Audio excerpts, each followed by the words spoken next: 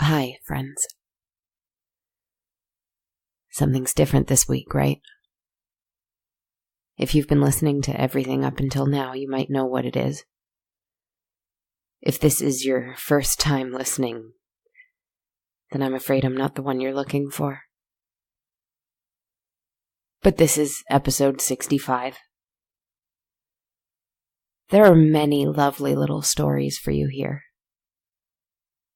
I'm not sure whether or not mine is one of them, but here it is nonetheless. I don't know where she is. Our narrator. She sounds almost exactly like me. Almost. But she's not me. I'm me. I think. After the last time I saw her, I'm not quite sure. It's Kristen. The author. Not the book. The author, the writer, the author. But as I was saying, if you haven't been listening up to this point, why would you tune in and listen to me? Actually, even if you have been listening, I don't know why you would want to listen to me either. She is so much more fascinating. That's why I need her. But she's somewhere else. She's rarely with me anymore. She's somewhere else now. Someone else. I've been trying very, very hard to take control of the situation. I know what you're thinking. I know it. Kristen, you are her. You're her. Ha!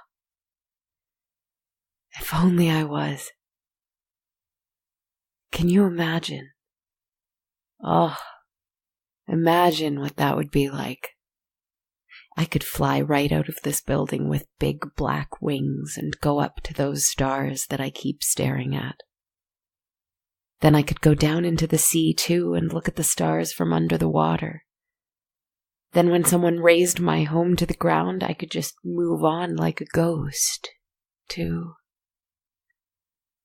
Just like a ghost. But I can't.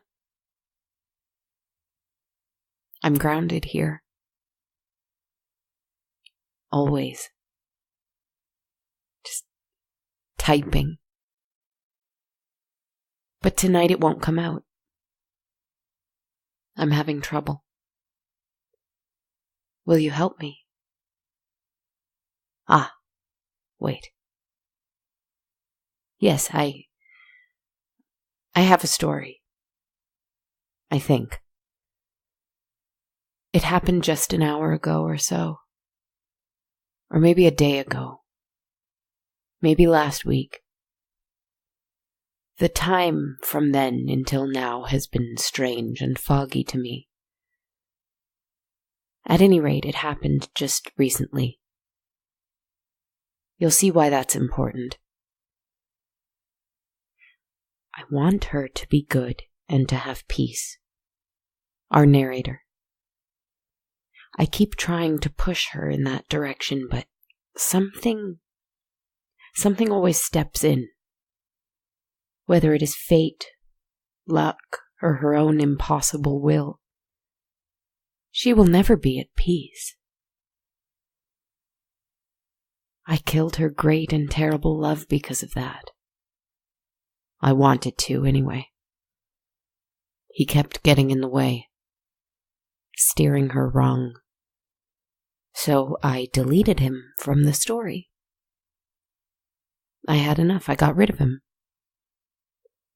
In his place, I gave her a magical, sweet, wondrous, serene soul to keep her company. I gave her that ocean that I want to live by and within so desperately, but I cannot. I gave her everything that I wish I had. What did she do? She lost interest. She lost interest in it all. Anyway, I'm sorry, I was telling you a story about tonight. Or the other night, whenever that night was.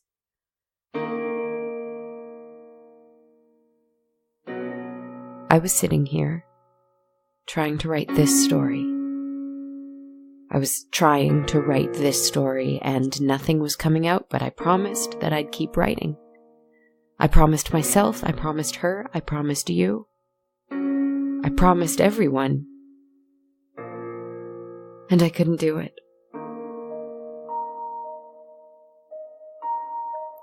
I was going to tell you about all the sweet and wonderful things that could possibly happen to your narrator. But it wasn't coming.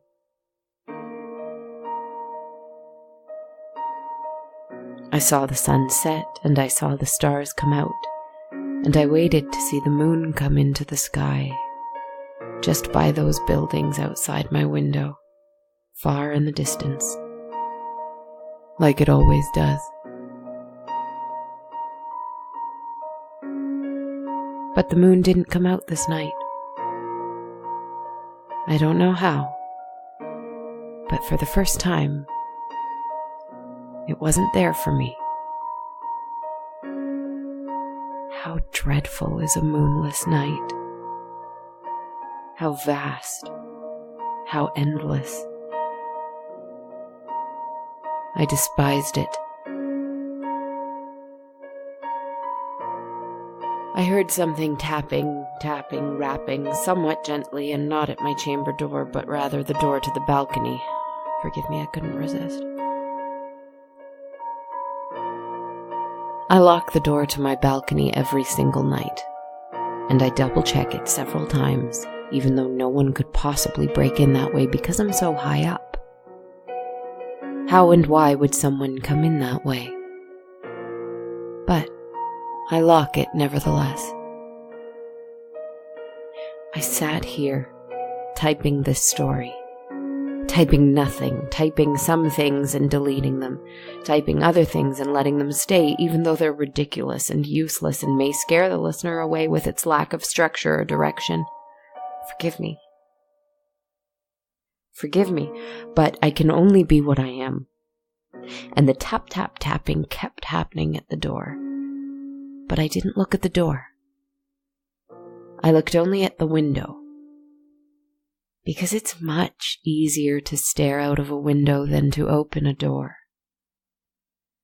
I kept telling myself, it's only the typing at your computer. It's only the raccoons down below. It's only nothing. It's only noise. Ignore it. Keep writing. You can't stop writing. Keep writing. Even if you're writing nothing because you can't write the happy chapter you want to write. It won't come out. She won't come out to play. But keep writing anyway. Tap, tap, tap. It's nothing. It's nothing. I almost abandoned this story then and there. I almost deleted it all. I almost let her talk again and tell you a story of someone else, somewhere else, where there's beauty and sadness and mystery and darkness and ghosts and monsters. But terror set in quickly. What if tonight there is nothing? there's no moon. Perhaps there is no other story. I could not delete this. I cannot delete this. Forgive me. This is it. That tapping came faster and more steady. And I recognized it. Walking over to the glass door, I found myself face to face with an impossibility. Something I thought was a dream, or the fruits of my own frantic mind. He was there. Tall, gaunt, all in black, smiling. He was smiling again. He shouldn't be smiling. I thought I took that away from him. I almost destroyed him. I took his wings from him. With a simple gesture of a finger on a key, I removed his wings and his immortality and his strength, and I made him no more strong or invincible than I am. This was how many stories ago? Why should he be smiling? And how could he be on my balcony? Just staring at me. I felt a sudden and irrepressible urge to unlock the door. But I didn't.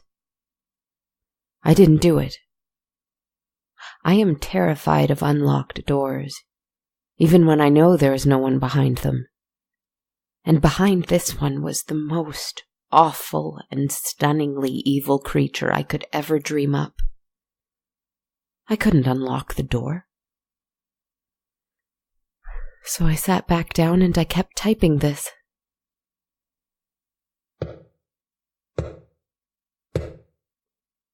Tap, tap, tap. He kept doing it.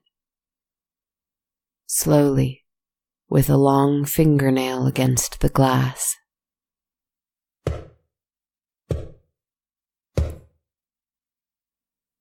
You can keep doing it, but I'm not unlocking that door, I tell him.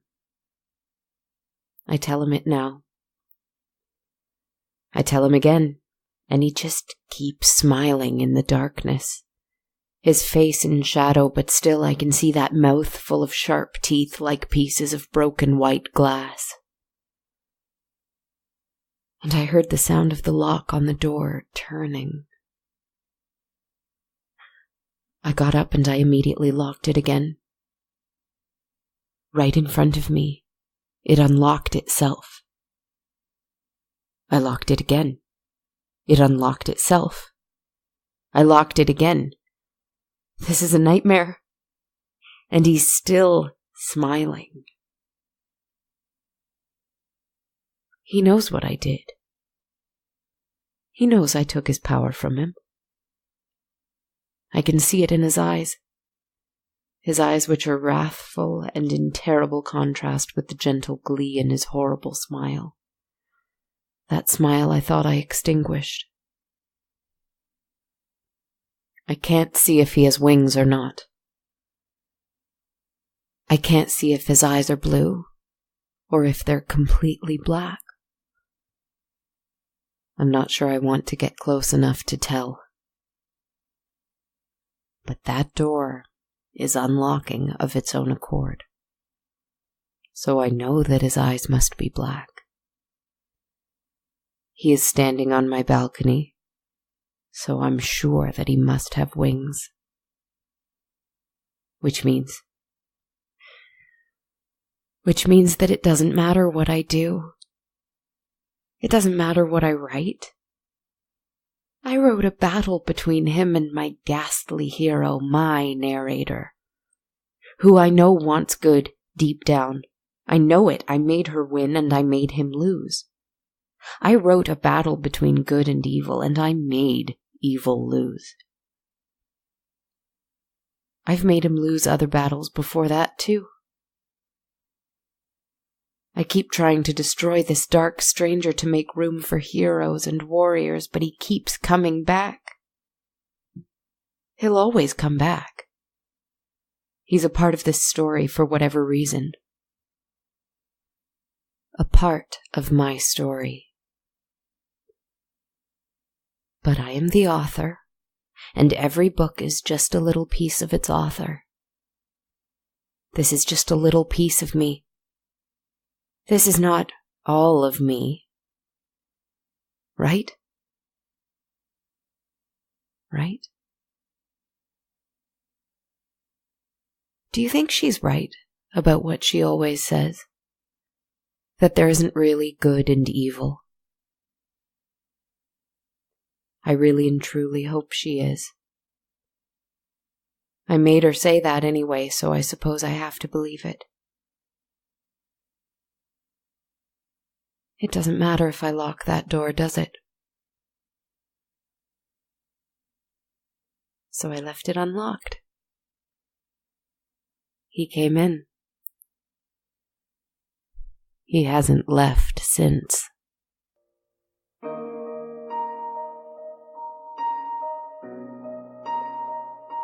He wants a very particular kind of story. We're going to work on it together, he and I. It will take some time, so bear with us. But it will unfold as it has to unfold, for better or for worse. And the terrible thing is, my writer's block is gone. At least it will be a story. I'll make her tell you the next one. I hope she found somewhere peaceful, like she promised you.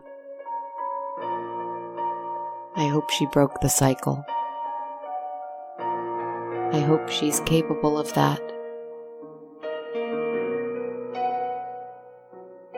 Good night. I hope you're still my friend. I accept it if you're not, as long as you're still hers. She's the one who...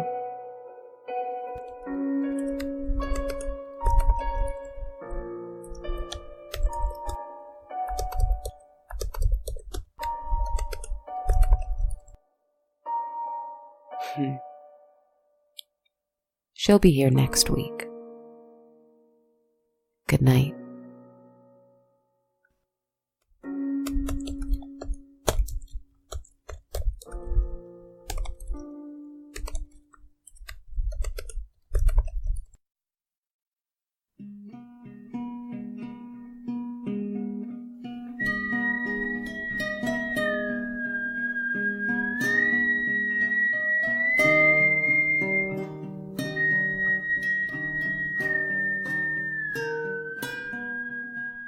So I still have to do this part of the podcast. This is Kristen Zaza. I'm the one responsible for this thing called On a Dark Cold Night. I'm the writer, performer, producer, composer, everything. That's probably why I talk about myself so much. I didn't say it earlier because that was story time, but I hope you're having a wonderful spring/almost summer. I'd like to just mention a few quick things before I go. First, if you enjoy the show and want to help us out, the best way to do so is to leave a review on iTunes, or you could also do so on Stitcher or on our Facebook page. I'd really appreciate it, and will do my best to give you a shout out both on the show and on social media if you do. If you'd like to support the show a different way, you can become a patron on Patreon, where for any amount you pledge a month, you can receive full access to my constantly updated soundtrack of the show.